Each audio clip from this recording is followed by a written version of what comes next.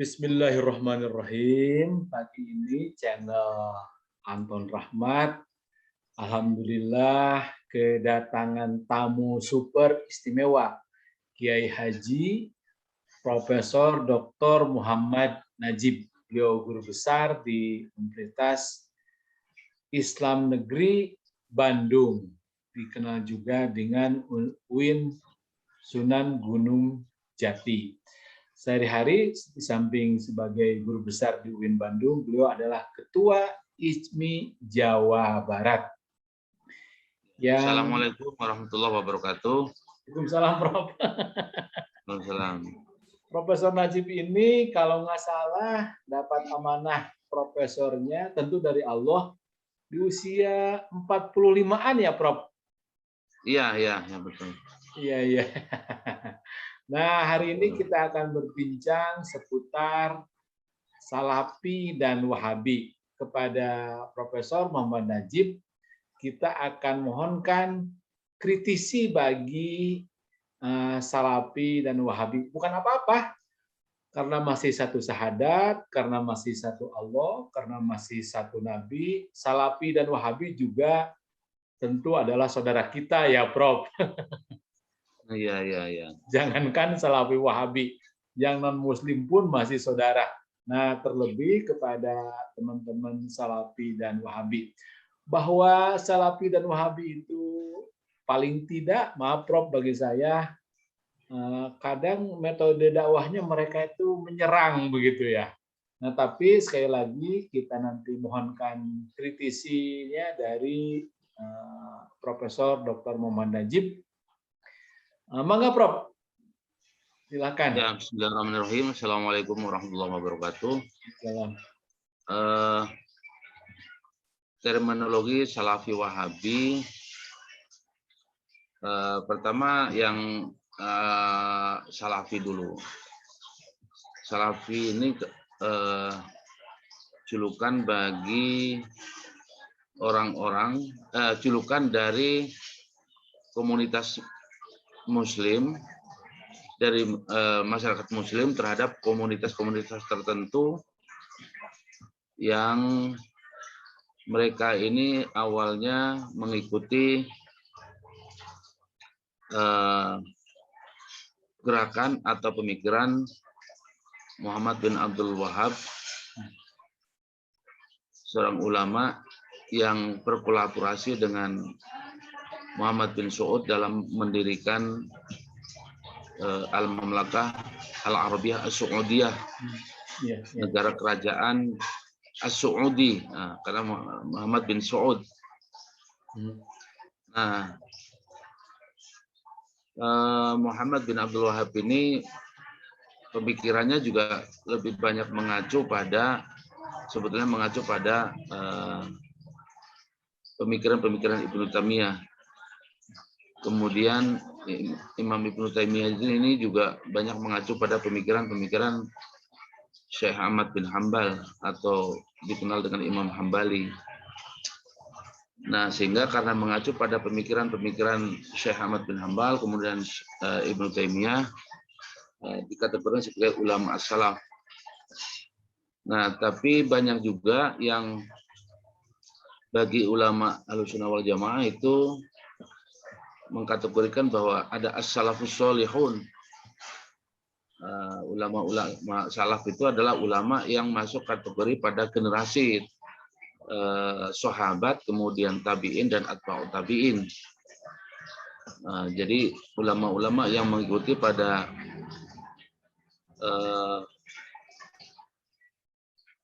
tabaqat sahabat, tabaqat tabi'in dan atba'ut tabi'in, kemudian diikuti oleh ulama-ulama berikutnya. Nah, itu mengacu pada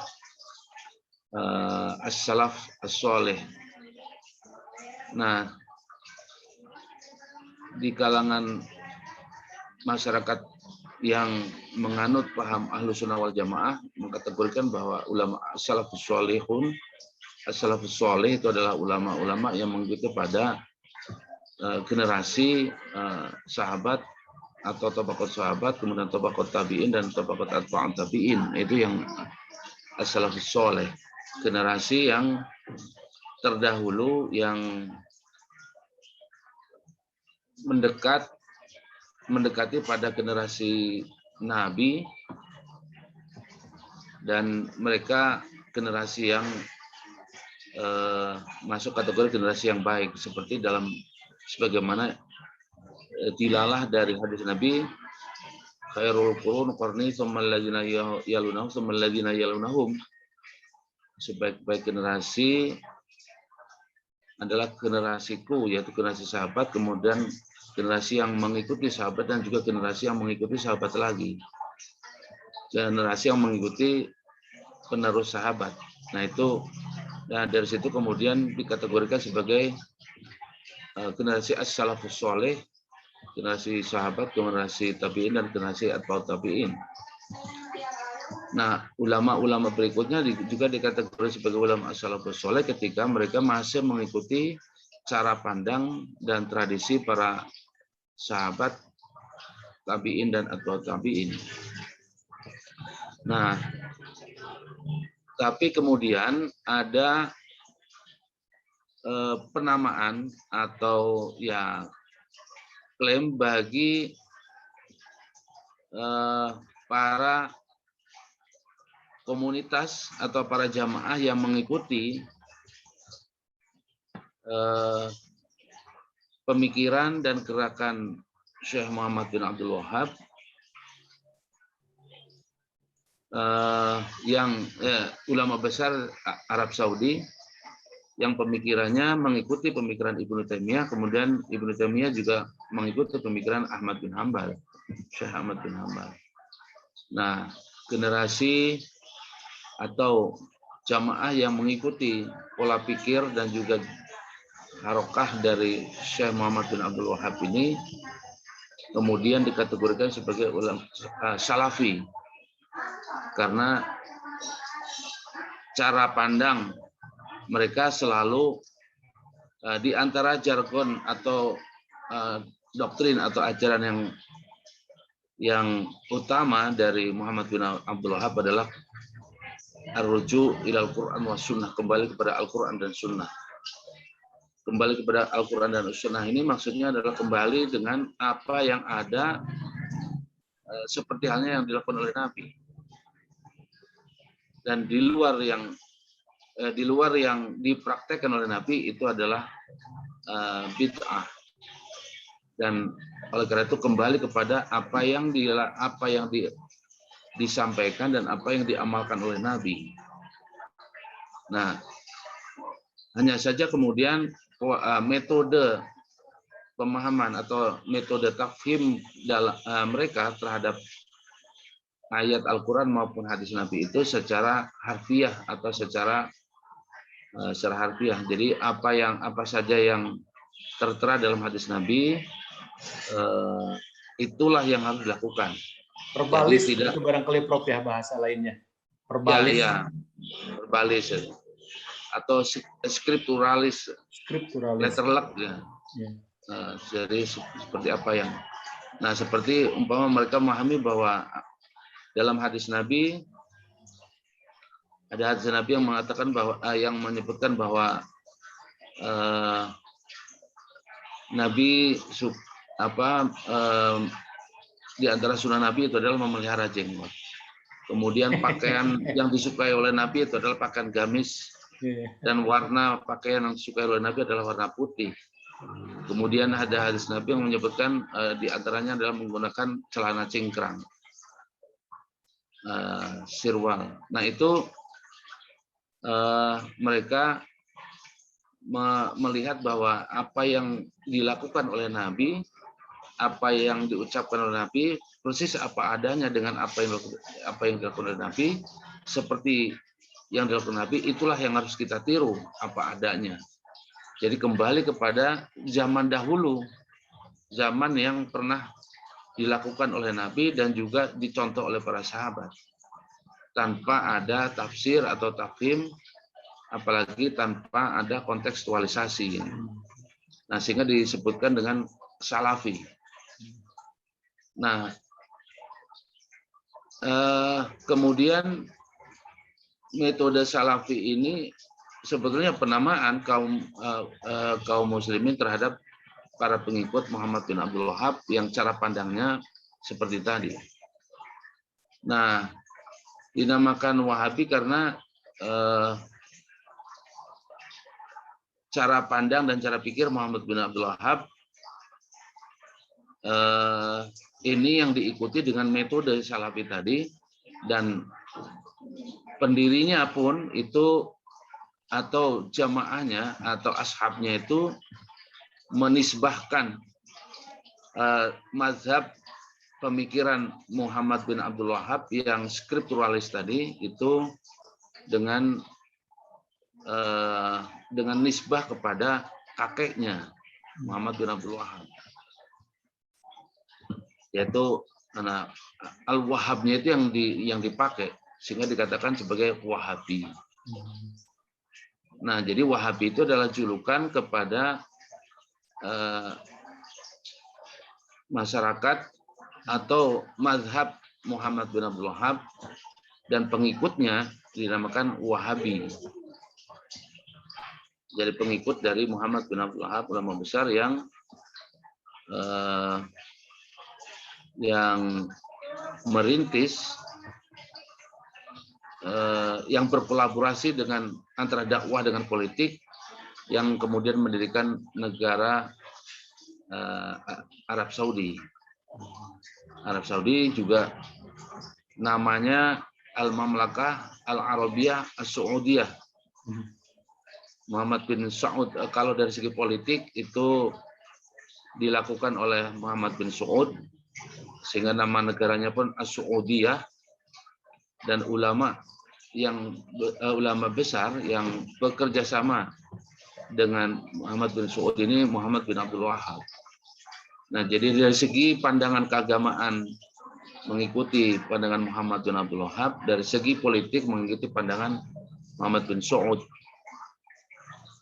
Ya, Prof. Nah, pandangan-pandangan inilah kemudian pandangan atau cara pandang, cara berpikir terhadap ajaran agama yang mengikuti metode berpikir Muhammad bin Abdul Wahab inilah kemudian dinamakan dengan Wahabi. Nah, mereka sendiri mungkin tidak menyebutkan ajaran Wahabi. Iya. Pendirinya maupun ashabnya juga tidak menamakan dirinya Wahabi. Dirinya ya malah Ahlussunnah wal Jamaah juga mereka mengatakan begitu. Iya. Ya. Tapi bagi orang lain yang di luar pengikut Muhammad bin Abdul Wahab itu menamakan bahwa cara berpikir, cara pandang Muhammad bin Abdul Wahab yang dalam memahami dan memaknai atau memahami ajaran Islam, terutama dalam memahami terhadap teks Al-Quran dan As-Sunnah itu apa adanya atau harfiah, skripturalistik atau letterlek.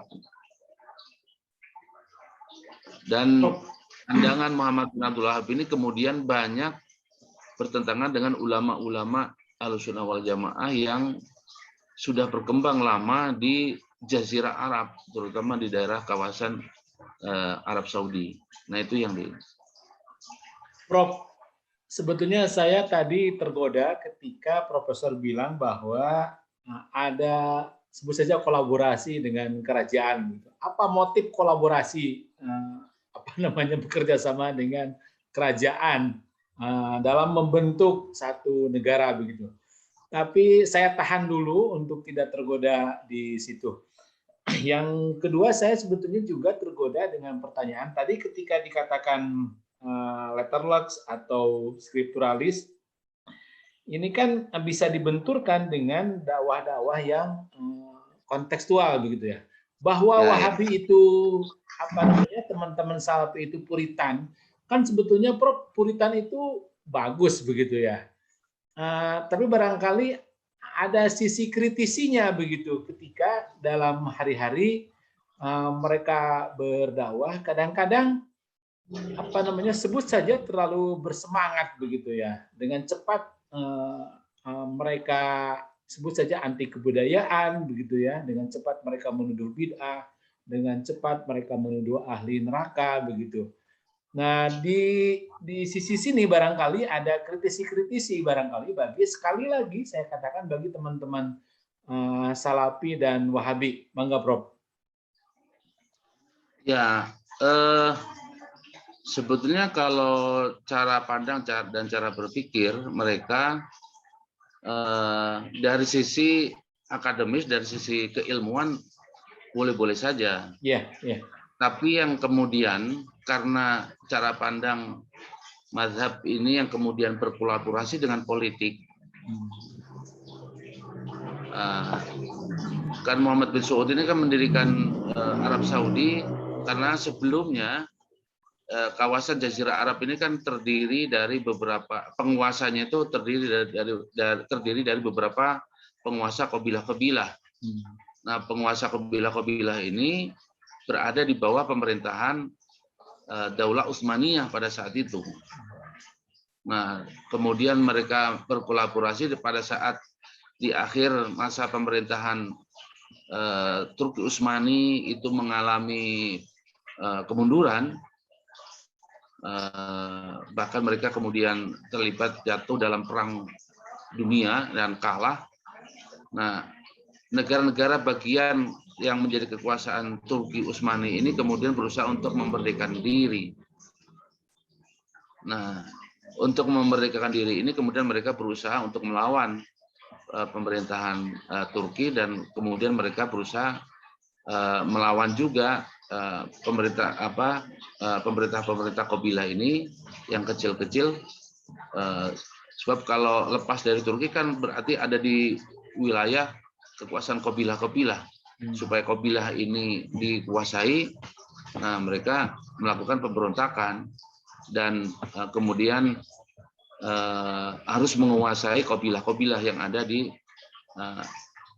wilayah Jazirah Arab pada saat itu. Nah, kemudian Muhammad bin Saud ini menang, kemudian mendeklarasikan berdirinya Al-Mamlakah Al-Arabiyah Saudiyah.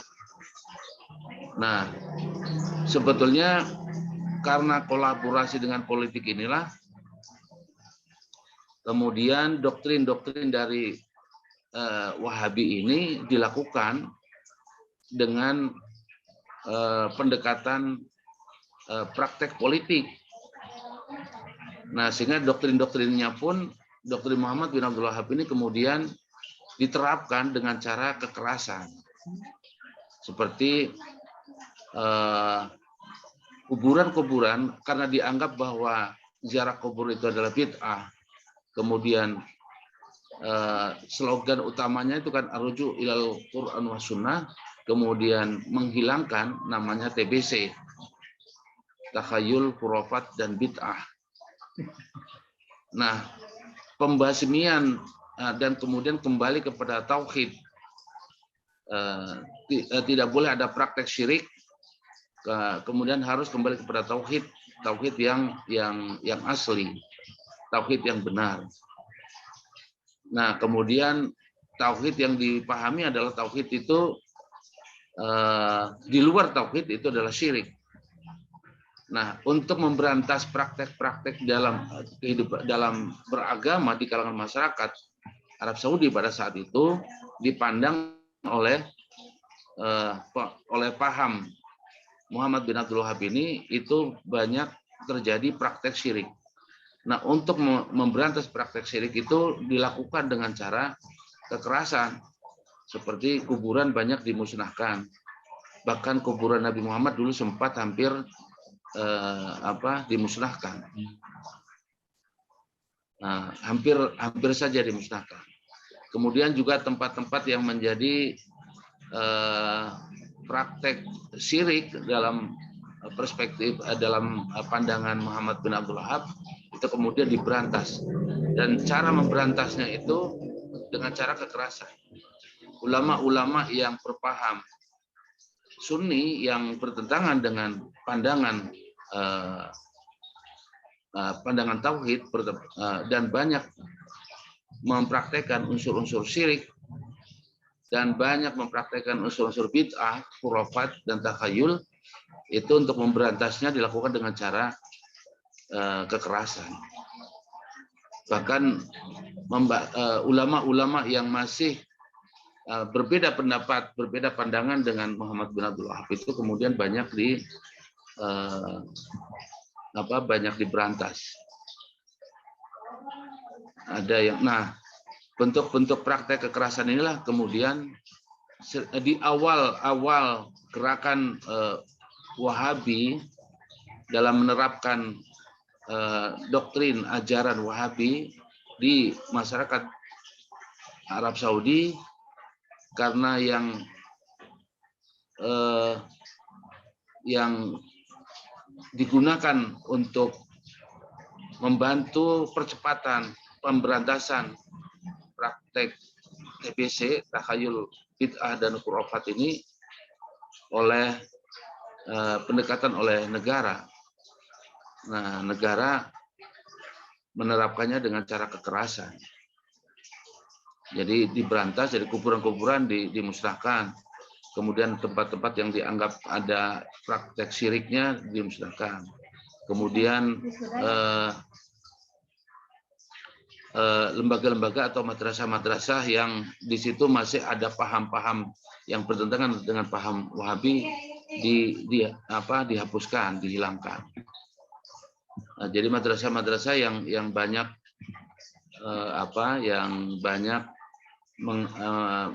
mengajarkan pandangan-pandangan yang bertentangan dengan atau mengajarkan pemahaman yang masih ada unsur bid'ah, khurafat dan syirik, itu kemudian dimusnahkan. Nah, cara atau pendekatan yang dilakukan oleh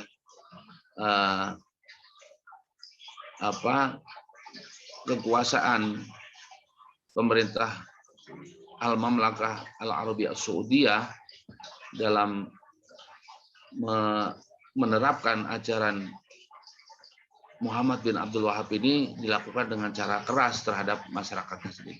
Dan inilah kemudian cara-cara ini juga banyak menginspirasi dari tokoh-tokoh yang mendapatkan pandangan atau pemikiran yang sama atau mengikuti pandangan pemikiran yang sama terhadap ajaran Muhammad bin Abdul Wahab.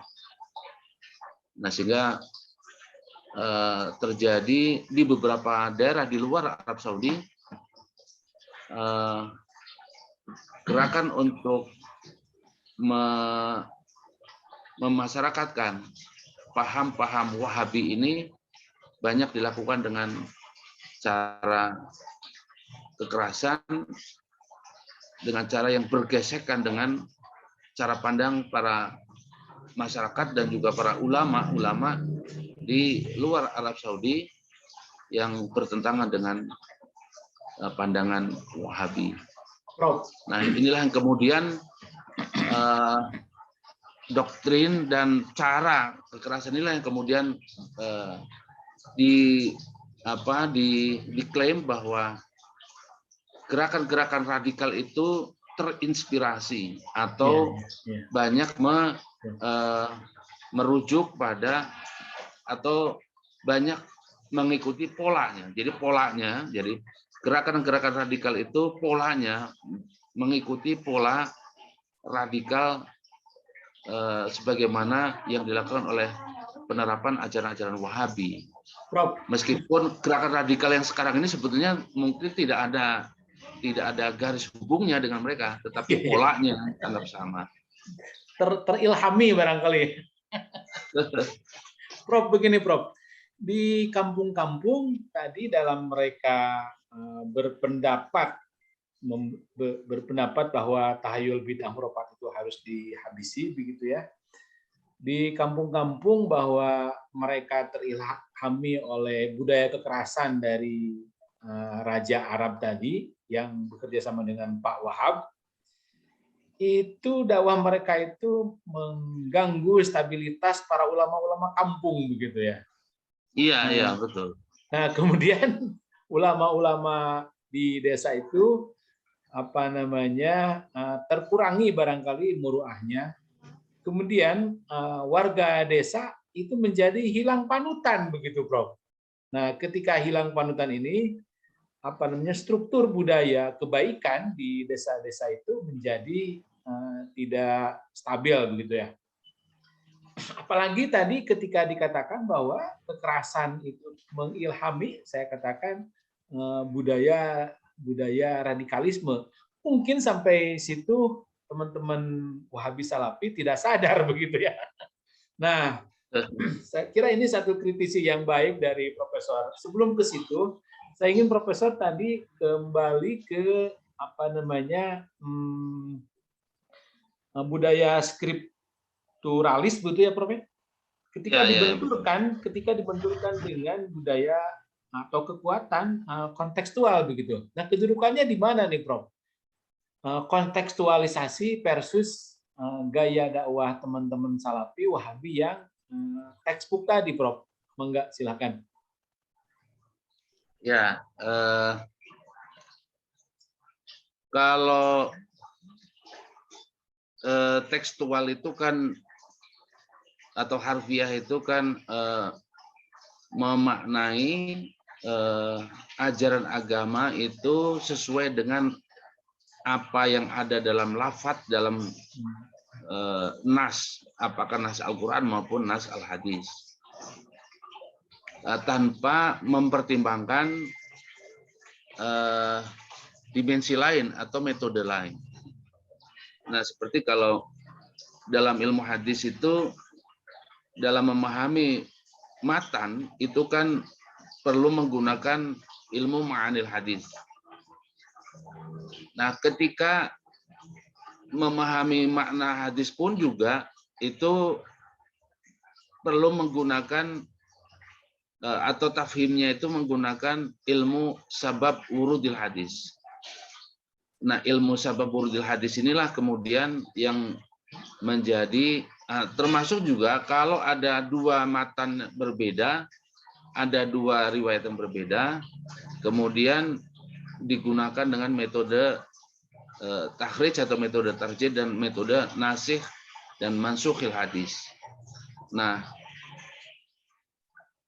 ilmu sabab wurudil hadis, ilmu nasikh wa mansukhil hadis, ilmu ma'anil hadis, inilah yang kemudian dimaksudkan bahwa dalam memahami hadis itu tidak hanya lafadznya secara biasa saja, tapi juga konteksnya, konteks dari sisi sabab wurudil hadis, nasikh wa mansukhil hadis, ma'anil hadis itu adalah masuk wilayah konteks hadisnya.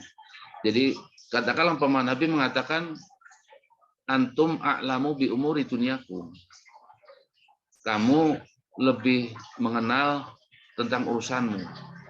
Nah, ketika makna hadis ini dipahami bahwa Nabi menyerahkan urusan apa saja kepada umatnya, urusan negara, ya sudah tidak ada ininya, tidak ada tidak ada ajarannya. Urusan dunia itu urusan kamu, bebas saja kamu menentukan apa saja, sehingga tidak ada ajaran bahwa daulah itu menjadi bagian dari ajaran agama, tidak ada. Sehingga urusan dunia diserahkan aja bagaimana umat. Nah, padahal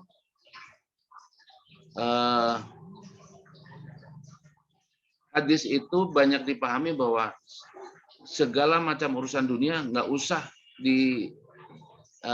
selalu merujuk pada Al-Quran atau As-Sunnah atau selalu kembali kepada Al-Quran, tetapi urusan dunia udah aja urusan manusia, itu jangan dihubung-hubungkan dengan urusan agama. Nah, padahal hadis itu konteksnya, sabab wurudil hadisnya adalah ketika Nabi melakukan perjalanan. Nah, dalam perjalanan itu kemudian Nabi melewati satu kebun. Di kebun itu Nabi menjumpai ada pohon yang sudah sudah tua dan di situ ada petaninya.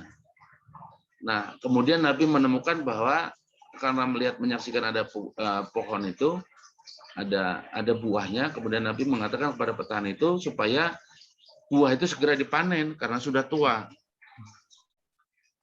Nah, ternyata pandangan Nabi itu dibantah oleh petani itu. Jadi ini belum tua. Jadi, cirinya kalau sudah tua itu adalah pohonnya itu sudah mulai ada kuningnya, ada merahnya kalau buah itu. Nah, jadi kalau masih hijau, meskipun hijaunya hijau tua begini, kan kalau hijau muda itu kan memang masih muda. Kalau hijau tua itu seolah-olah sudah tua. Padahal ciri sudah masak, sudah matang, sudah tua itu kalau ada cirinya yang lain. Nah, jadi pandangan Nabi itu kemudian dibantah oleh Pak petani itu.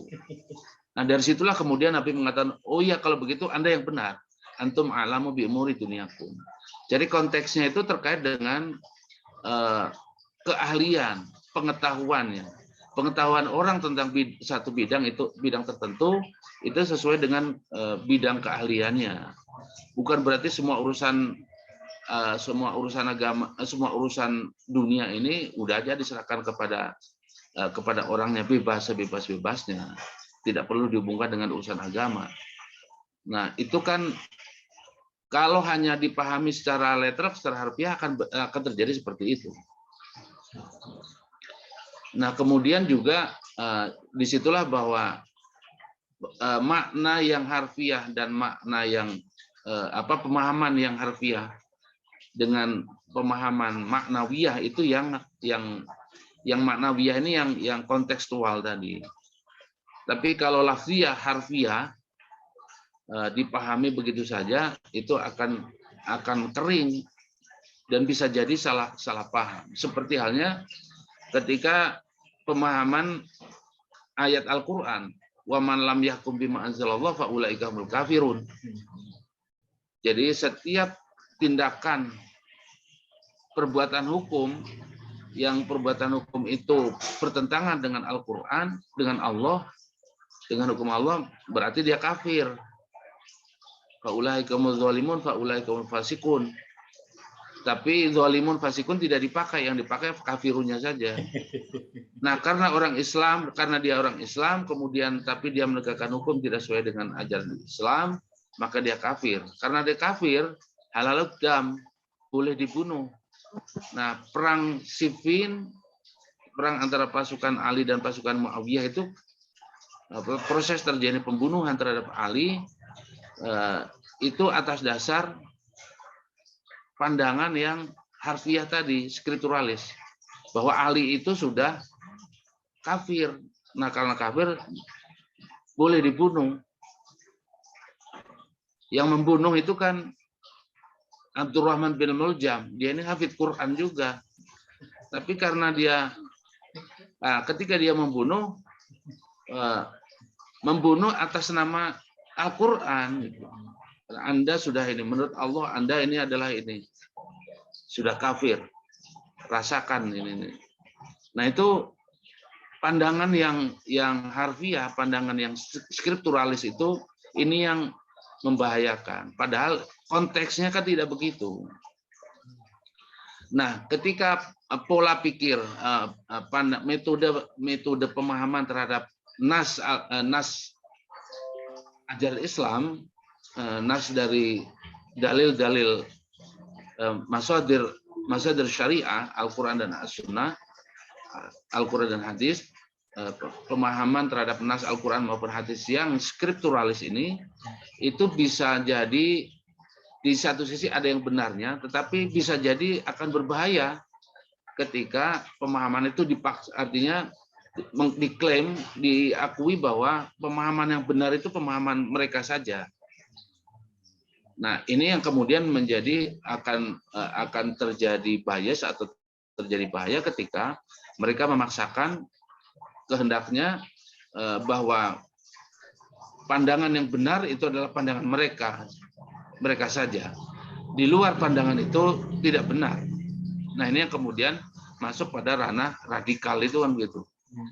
Radikal itu tadi semula kan bermula dari pandangan bahwa pandangan yang mereka akui, yang skripturalis tadi, dianggap itu adalah metode yang benar. Metode yang benar, kemudian pandangan mereka itu adalah pandangan yang benar. Nah, kemudian muncul pemikiran di luar pandangan mereka itu tidak benar. Nah, kemudian muncul juga ketika pandangan ini ingin dipaksakan, pemahaman pemikiran ini ingin dipaksakan, diterapkan, itulah kemudian menjadi gerakan radikal. Atau ketika pandangan orang lain yang berbeda itu dianggap tidak benar, nah kemudian pandangan orang lain yang berbeda itu dianggap tidak boleh ada, nah inilah kemudian muncul sikap radikal. Jadi radikalisme itu muncul dari pandangan yang skripturalis, kemudian dia tidak mengakui adanya pandangan pemikiran yang lain, metode pemikiran yang lain, dan ada keinginan untuk meniadakan pandangan yang lain, metode pemikiran yang lain. Nah, ketika sudah muncul meniadakan pandangan yang lain, pemikiran yang lain, paham yang lain ini berusaha untuk dimusnahkan atau ditiadakan supaya tidak ada pengaruhnya lagi, atau pengaruh dia supaya yang dijadikan yang dominan pengaruhnya di masyarakat, maka pandangan yang lain ini harus dimusnahkan. Nah, itulah yang kemudian menjadi terorisme. Ketika gerakan ini memaksakan kehendak dan dipaksakan kehendaknya, kemudian tidak boleh ada pandangan yang lain atau meniadakan yang lain, kemudian pandangan ini harus diterapkan untuk membasmi pandangan yang lain, inilah yang kemudian muncul gerakan terorisme, gerakan teror kan begitu. Prof. Nah, itulah kemudian yang dianggap bahwa cara pandang atau metode berpikir Salafi Wahabi inilah yang menginspirasi. Kalau zaman dulu, zaman sahabat, itu cara pandang yang radikal ini dilakukan oleh kelompok firqah namanya Khawarij. Nah, metode Khawarij ini sebetulnya ada kesamaan, sinambungan dengan Salafi Wahabi. Jadi penerapan pandangan yang berbeda untuk dipaksakan kepada orang lain, dan orang lain, pandangan orang yang berbeda itu ditiadakan, dan gerakan untuk memaksakannya dengan cara kekerasan, itulah kemudian, dan itu ciri Khawarij. Dan cirinya itu kemudian digunakan atau dijadikan sumber inspirasi untuk menerapkan gerakan atau pandangan pemikiran metode Salafi Wahabi itu. Meskipun orang-orang para pengikutnya tidak mau mengikuti atau tidak mau menamakan Salafi Wahabi. Iya. Prof, sampai saat ini saya tetap, dan banyak orang termasuk Profesor insya Allah, maaf, berpendirian bahwa agama adalah kemanusiaan, agama adalah keadilan, agama sangat menjunjung tinggi toleransi, begitulah. Jadi jangan sampai ketika kita berkampanye toleransi, tiba-tiba kita tidak toleran pada teman-teman Wahabi, Salafi, Khawarij, begitu. Alasannya sederhana, tapi ini fundamental. Bagaimanapun mereka masih satu agama, masih satu Allah, satu Quran, satu Muhammad, dan selanjutnya. Nah, mundur sedikit, Prof. Tadi ada contoh-contoh cantik begitu ketika peristiwa terbunuhnya Sayyidina Ali dan selanjutnya. Ada contoh-contoh kecil di masyarakat yang pemahamannya sangat skripturalis begitu. Sebut saja larangan atau tuduhan bid'ah pada budaya marhaba, pada budaya rebokasan misalnya. Secara skripturalis ya barangkali itu bid'ah begitu. Tapi secara kontekstual itu kan budaya saja begitu, budaya kebaikan Ya, kan begitu, Prof. Saya iya, mohon iya betul. penjelasan, Prof. Ya, ya itulah yang apa itu yang mengindikasikan bahwa segala sesuatu itu diukur oleh satu sudut pandang saja. Nah, dalam menilai satu amaliyah masyarakat Islam itu ukurannya hanya satu hadis saja. Hadisnya kullu bid'atin dhalalah wa kullu dhalalatin finnar. Alaikum wa muhdatsatil umur fa innaha bid'ah wa kullu bid'atin dhalalah wa kullu dhalalatin finnar. Nah, karena kullu pakai lafaz kullu bid'ah, Ya, jadi semuanya. semuanya. Nah, kalau mengukur praktek-praktek keberagamaan masyarakat diukur dengan satu hadis, semuanya menjadi tidak benar, menjadi bid'ah semua. Ketika orang menggunakan bermain musik, dianggap wah itu bid'ah. Kemudian kalau orang melakukan praktek budaya dan budayanya di situ ada unsur ajaran agamanya, nah yang dilihat unsur ajaran agamanya itu tidak ada dalam Al-Quran dan As-Sunnah, itu adalah bid'ah. Urusan Rebo Wekasan bid'ah, urusan memperingati Isra Mi'raj bid'ah, memperingati Maulid Nabi bid'ah. Dasarnya apa? Kullu bid'atin dhalalah. Memperingati Isra Mi'raj Nabi bid'ah. Dasarnya apa? Kullu bid'atin dhalalah. Rebo Wekasan bid'ah. Dasarnya kullu bid'atin dhalalah. Jadi semuanya pakai pakai perspektifnya pakai perspektif hadis itu saja. Padahal hadis itu kan banyak. Hadis sapu jagat. Nah, hadis sapu jagat. Nah, padahal sebetulnya, terkait dengan budaya, nah kalau kita melihat secara holistik bahwa manusia ini kan diberikan oleh Allah potensi potensi akal ini kemudian berkreasi, kemudian potensi rasa, kemudian rasa ini zauk ini kemudian terekspresikan menjadi menjadi karya seni. Nah, ketika kolaborasi antara potensi karya dan kreativitas dan rasa ini kemudian melahirkan budaya. Nah, budaya itu kan universal karena budaya itu adalah kreativitas manusia. Kolaborasi antara karsa dan rasa, karya dan karya ekspresi dari kreativitas atau karsa dan rasa, kemudian melahirkan budaya. Nah, kalau budaya itu adalah produktivitas dari karsa dan rasa manusia, maka itu setiap karya manusia itu adalah pada dasarnya adalah memang itu adalah baik-baik saja. Menjadi tidak baik kalau memang isinya atau bentuknya itu bertentangan dengan syariat Islam. Katakanlah umpama dia punya kemampuan membuat patung, tapi patungnya itu patung perempuan yang telanjang. Nah, itu tidak bagus.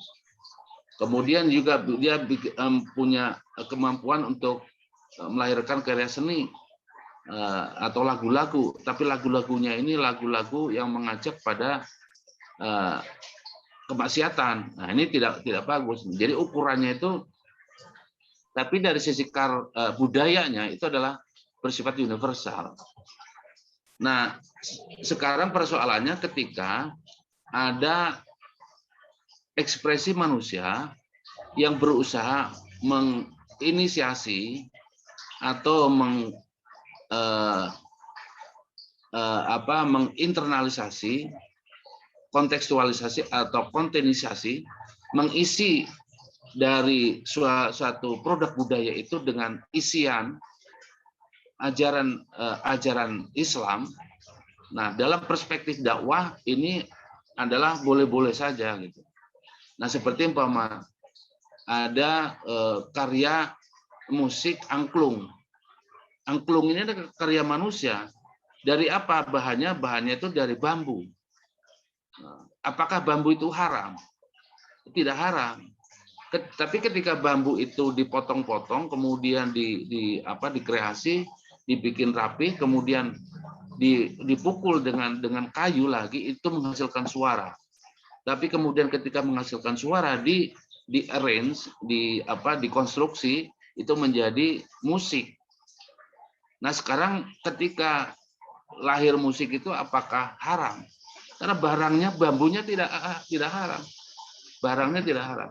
Demikian juga suara vokal. Kalau manusia itu kan tidak haram.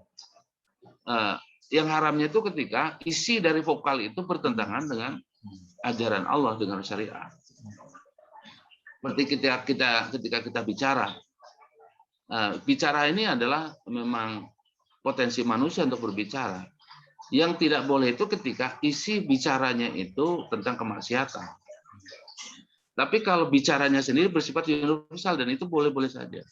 Nah, masyarakat yang punya perspektif bahwa budaya itu bersifat universal. Nah, tetapi karena bersifat universal, orang yang punya concern untuk berdakwah menyampaikan ajaran Islam dan produk budaya itu dijadikan sebagai wasilah atau sebagai sarana untuk berdakwah, maka budaya itu ada warna Islamnya, warna ajaran Islam. Nah, bagi masyarakat, bagi penganut Wahabi ini, kalau memang di situ ada ajaran agama dan ajaran agama itu tidak ada dalam hadisnya, tidak dipraktekkan dalam praktek ajaran Nabi. Kalau memang itu ada, katakanlah budaya wayang atau juga kreasi peringatan, ada di situ ada karya-karya seperti bikin bendera yang terdiri dari telur gitu.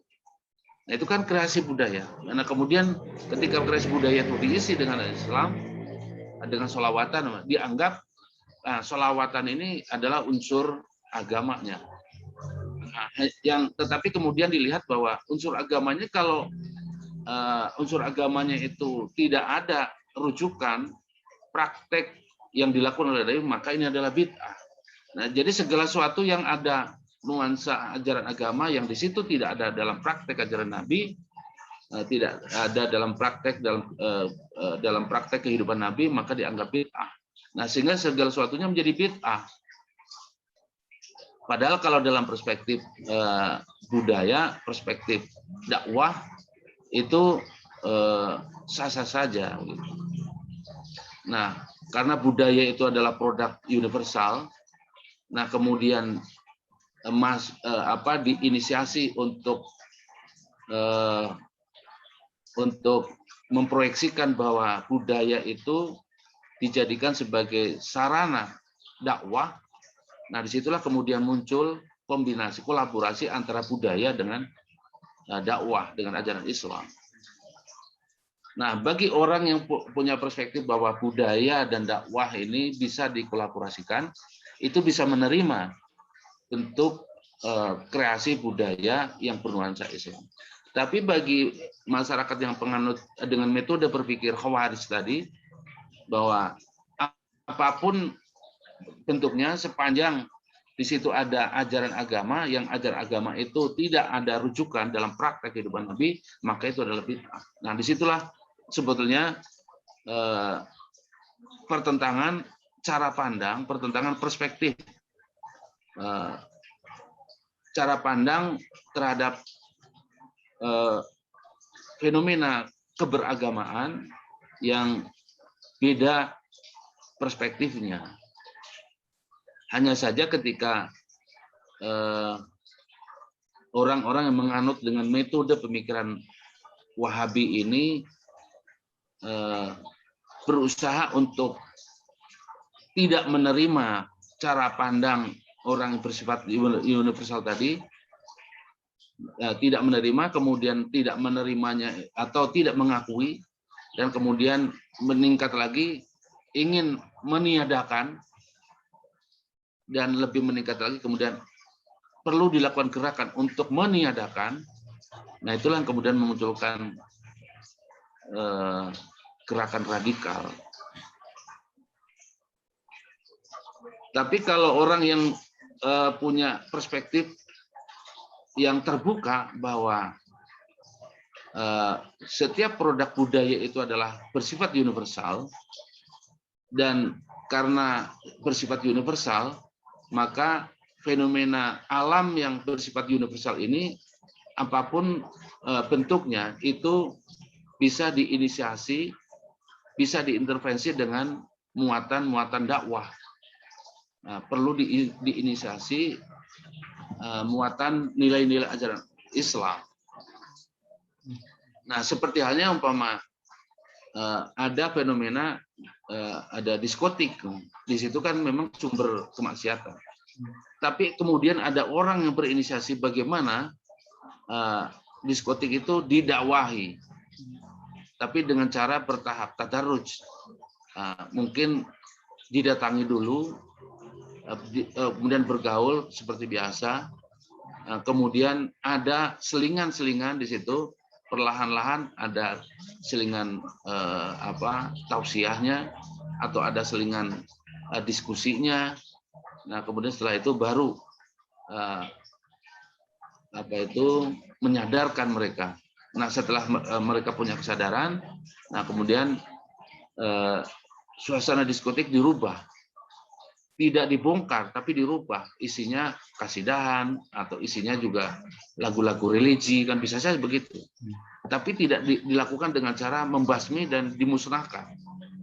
Nah, cara gerakan yang dilakukan oleh para pengikut pemikiran Muhammad bin Abdul Wahab atau pemikiran Wahabi inilah, setiap ada sumber kemaksiatan harus dimusnahkan begitu saja.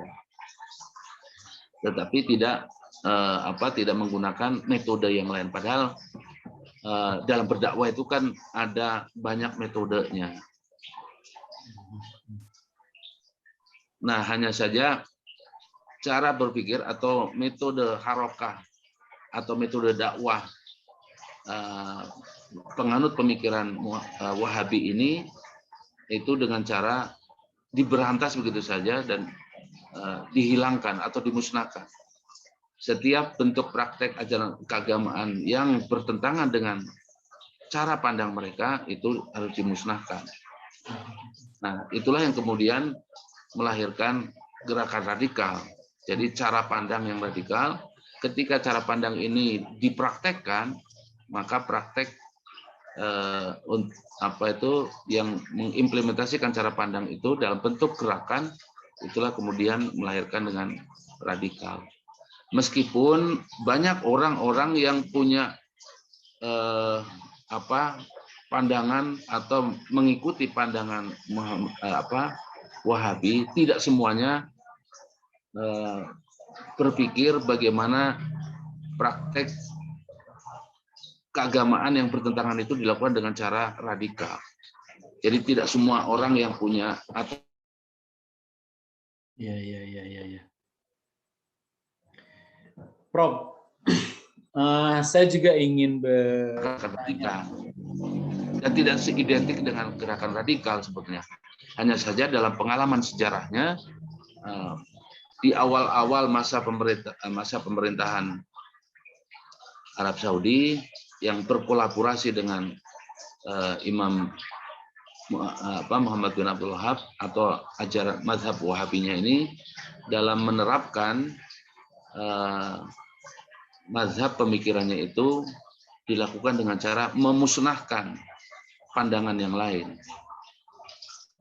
bahkan memusnahkan instrumen dan fasilitas yang lain, termasuk juga sumber-sumber yang lain seperti ulama-ulamanya, madrasah-madrasahnya itu disingkirkan. Kemudian juga ulama-ulama yang biasa mengajar di kawasan Masjidil Haram yang punya murid dari berbagai negara itu disingkirkan semuanya. Ulama-ulama yang tidak Wahabi harus dimusnahkan, diganti dengan ulama-ulama yang Wahabi. Ulama-ulama Wahabi yang kemudian ada pandangan bertentangan dengan pemerintah pun juga disingkirkan. Nah, praktek-praktek seperti itulah yang dianggap sebagai radikal. Dan metode gerakan yang radikal itu kemudian seringkali diidentikan. Setiap gerakan yang radikal itu inspirasinya atau garis hubungnya itu adalah Salafi Wahabi. Padahal memang tidak semuanya begitu. Tapi itu juga klaim orang lain bahwa setiap gerakan yang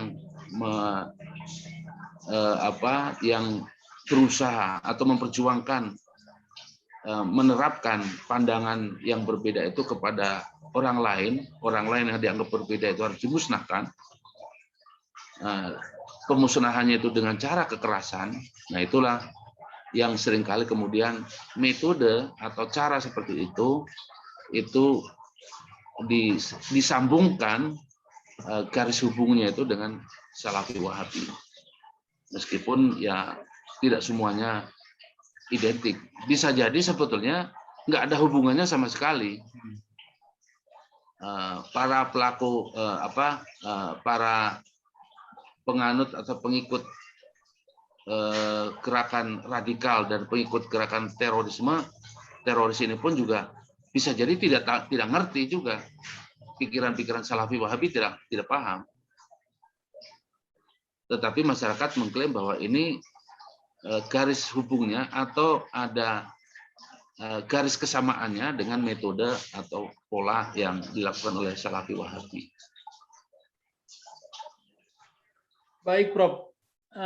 Saya pada akhirnya tetap tergoda dengan pertanyaan yang tadi. Adakah bukti siapa yang membackup Pak Wahab dan Raja Suun ini? Paling tidak barangkali dari sisi sejarah Pak Wahab ini, dari sisi sejarah Raja Arab ini, ketemunya di mana? Siapa yang membackup mereka sehingga membuat kerajaan dalam tanda petik kerajaan Salafi dan Wahabi ini? Bangga, Prof. Ya, sebetulnya mereka bisa jadi hanya kebetulan saja karena memang momentumnya tepat. Jadi momentum politik berkolaborasi dengan momentum karena memang Arab Saudi ini kan dulu memang menjadi wilayah kekuasaan Turki Utsmani. Ketika Turki Utsmani itu mengalami kemunduran dan kehancuran, ini berusaha untuk melepaskan diri dari Turki. Itu kan juga salah satu strategi dari kolonialis Inggris, kolonialis Barat terhadap dunia Islam itu kan begitu. Jadi negara-negara kekuasaan Turki Utsmani ini semua dijajah. Jadi semua negara-negara Islam yang dulu dijajah oleh para penjajah Barat, Inggris, Prancis, Amerika, Portugal, Belanda, itu kan menjajah negara-negara yang sekarang ini menjadi negara merdeka. Dulu negara-negara yang dijajah itu adalah semua wilayah Turki Utsmani, wilayah kekuasaan Turki Utsmani, Mesir, Aljazair, kemudian Tunisia, itu juga termasuk Asia Tenggara ini kan. Asia Tenggara ini kan kerajaan-kerajaan itu kan sebetulnya legalitasnya itu dari Turki Utsmani. Kerajaan Mataram itu SK-nya kan dari Turki Utsmani. Nah, negara-negara dijajah, kemudian negara-negara jajahan ini kemudian mereka membangkitkan nasionalisme, berusaha untuk membebaskan dari penjajahan itu dengan memunculkan nasionalisme. Nah, karena nasionalismenya itulah kemudian mereka bebas mengusir penjajah dan akhirnya berdiri negara merdeka berbasis nation state, negara kebangsaan. Nah, demikian juga karena Turki Utsmani ini berada di bawah cengkeraman Inggris karena kalah dalam perang itu. Nah, negara-negara kekuasaan ini juga dipengaruhi oleh Inggris supaya mereka berontak ke Utsmani. Nah, kemudian mereka melakukan pemberontakan, memerdekakan diri dari Utsmani dan melawan pemerintahan Utsmani. Dan dalam upaya untuk melawan pemerintahan Turki Utsmani ini kan harus melibatkan masyarakat secara keseluruhan. Sementara di Arab Saudi, di Arab itu kan wilayah itu di Hijaz itu kan penguasanya ada penguasa raja-raja kecil. Nah, untuk mendirikan negara itu harus menaklukkan dulu juga negara-negara kecil ini, kabilah-kabilah. Nah, kabilah-kabilah ini, nah ketika dimusnahkan, ditaklukkan untuk berdiri sebagai sebuah negara. Nah, itu harus bisa menaklukkan kabilah-kabilah kecil ini dalam rangka mengusir Turki. Karena negara kecil ini, kabilah-kabilah ini kan juga tunduk sama Turki. Gitu. Nah, supaya menundukkan negara-negara kabilah-kabilah ini harus dikuasai semuanya. Nah, sementara ulama-ulama yang ada di kabilah-kabilah ini itu ulama Sunni semua. Ulama yang menganut mazhab Sunni yang Ahlussunnah wal Jamaah yang tidak Wahabi itu, yang pandangannya berbeda dengan, artinya ulama-ulama yang mengakui mempraktekkan dalam pandangan Muhammad bin Abdul Wahhab itu banyak praktek bid'ahnya, banyak syiriknya, banyak khurafatnya. Itu kan ulama-ulama dulu begitu. Nah, untuk menguasai ulama-ulama yang ada di Arab Saudi, yang ada di kabilah-kabilah itu, perlu ada kekuatan dari ulama. Nah, ulama yang bisa menaklukkan atau melawan dari penguasa kabilah-kabilah ini, ya harus ada ulamanya juga gitu. Muhammad bin Saud ini dalam rangka mendirikan negara itu. Nah, kolaborasi antara Muhammad bin Abdul Wahhab dan juga Muhammad bin Saud inilah kemudian akhirnya mereka bekerja bersama-sama mendirikan negara Arab Saudi, akhirnya berhasil mendirikan Al-Mamlakah Al-Arabiyah. Nah, kemudian dalam kesepakatannya itu dari segi politik itu mereka mengikuti politik Muhammad bin Saud, tapi dari segi agama, pandangan agama mengikuti Muhammad bin Abdul Wahhab. Itu komitmen perjuangannya seperti itu. Nah, landasan agama ini sangat dibutuhkan dan sangat dipentingkan dalam rangka legalisasi dari berdirinya sebuah negara. Karena mendirikan negara ini kan dua sasaran yang harus dihadapi. Pertama, menghadapi kekuasaan Turki Utsmani, yang kedua menghadapi kabilah-kabilah yang ada di daerah Hijaz. Nah, akhirnya berkolaborasilah di situ ulama, karena di daerah Hijaz ini kan di situ ada pusat-pusat pemerintah Islam yang dulunya menjadi pusat pemerintah Islam, ada Madinah, ada Makkah. Di Hijaz ini meskipun dulu wilayah Turki, tapi kan di situ ada wilayah-wilayah yang dulunya menjadi pusat pemerintahan Islam, ada Madinah, ada Makkah, dan ini Nabi dulu di situ. Kemudian pemerintahan Nabi Muhammad dengan Piagam Madinah, ketika Nabi menjadi pusat kepala pemerintahan, itu pusatnya di Madinah. Ketika Nabi meninggal, pemerintahan dilanjutkan oleh Al-Khulafa Rasyidun, pusat pemerintahnya di Madinah. Nah, kemudian Al-Khulafa Rasyidun itu beralih di Syam atau Damaskus. Nah, kemudian dalam perkembangan berikutnya diakhiri oleh Daulah Abbasiyah, kemudian sampai pada abad 18 dan 19 mengalami kemunduran dan semua menjadi negara jajahan Barat. Nah, negara-negara Arab ini dulu menjadi wilayah kekuasaan Daulah Utsmaniyah. Nah, itu sejarahnya begitu. Jadi memang momentumnya tepat bahwa Muhammad bin Abdul Wahab dalam rangka menyebarkan atau mendakwahkan pandangan-pandangannya itu akan efektif kalau berkolaborasi dengan politik. Nah, demikian juga politik ini dilakukan oleh Muhammad bin Saud. Nah, demikian juga Muhammad bin Saud dalam rangka untuk melakukan gerakan politik membangun negara itu perlu ada penguatan dari ulama. Nah, ulama yang punya komitmen dalam rangka untuk membangun satu negara merdeka dari penjajahan Turki. Nah, itulah Muhammad bin Abdul Wahab. Sehingga memang kolaborasi dari awal mereka sudah sepakat untuk berkolaborasi. Baik, Prof. Terima kasih. Saya kira di Ya, lain sama-sama, waktu ini perlu juga membahas tadi disebut-sebut Piagam Madinah. Bagaimana nanti mungkin di episode lain kita bahas kontekstualisasi Piagam Madinah barangkali, Prof. Oh ya, siap.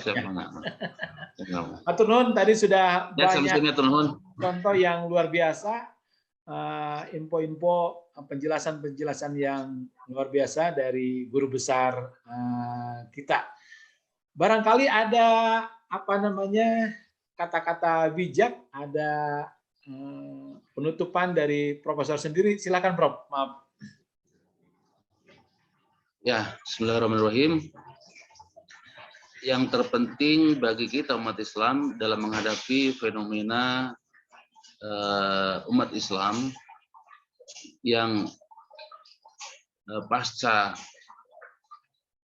Nabi Muhammad memang muncul banyak pandangan, banyak pemikiran, bahkan sudah muncul perbedaan ikhtilaf atau keragaman perbedaan pendapat di kalangan para sahabat ketika Nabi Muhammad meninggal. Dan ikhtilaf ini sudah terbiasa atau sudah banyak terjadi pada masa pemerintahan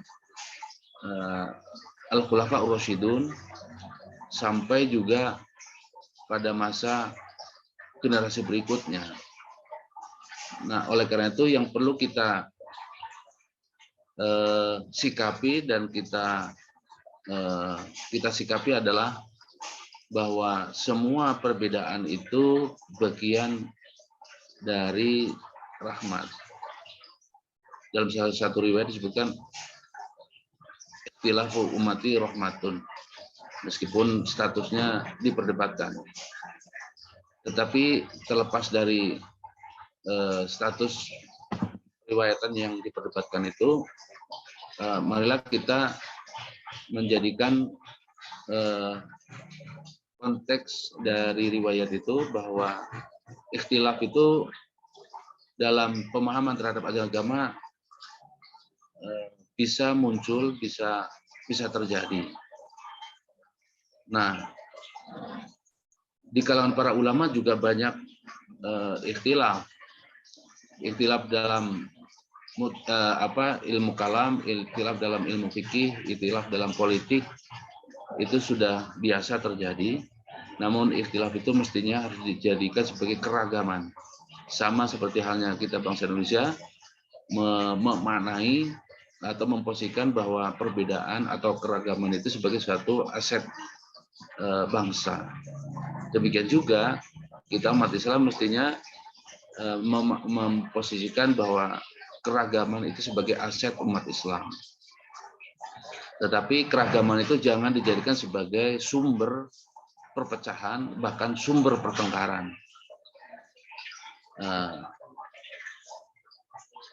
Sumber pertengkaran itu biasanya terjadi karena adanya ikhtilaf, kemudian ikhtilaf itu kemudian satu pandangan itu berusaha untuk meniadakan pandangan yang lain, dan kemudian meningkat menjadi berusaha untuk meniadakan pandangan yang lain, dan kemudian meningkat lagi bagaimana menerapkan tindakan meniadakan pandangan yang lain, dan itu menjadi bencana.